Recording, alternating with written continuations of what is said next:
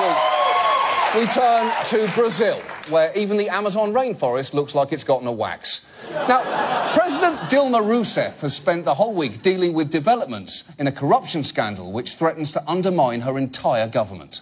Brazil's Supreme Court has approved an investigation into some of the country's top politicians. They're accused of taking bribes in exchange for lucrative oil contracts from the state-run oil company Petrobras. Now, when they say taking bribes, this isn't your standard £5 in an envelope left under a bench. Because Brazil's largest construction and engineering firms allegedly paid at least $800 million in bribes and other funds to secure contracts. $800 million! You'd need an amazing construction firm just to build a bench large enough to hide that bribe underneath. More than 30 members of Rousseff's ruling coalition are under investigation, so she took to the airwaves this week to try and calm people down. You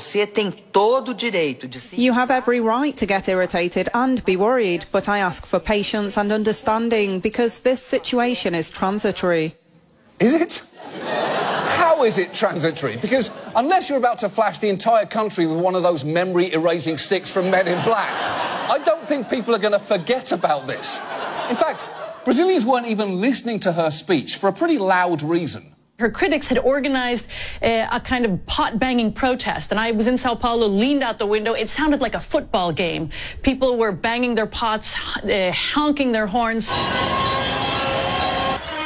Fora! That's actually a real form of protest called panelazo, which has been in South America for years and off-Broadway for decades. It's so entrenched, it's even taken place on the floor of Brazil's legislature. Do bom senso do povo brasileiro. Minha homenagem ao povo brasileiro. Now, I love everything about that, but the best detail there is the sign language interpreter. Even he is banging invisible pots in disgust. And if you think that Brazilians are overreacting to this story, there is one more thing you should know about Rousseff's involvement in this scandal. President Rousseff chaired the board of Petrobras for 7 years when much of the corruption is believed to have taken place. She's been cleared of any involvement in the scheme. How has she been cleared? She chaired the board of Petrobras while the bribes were... There's only one way to handle this. And now this.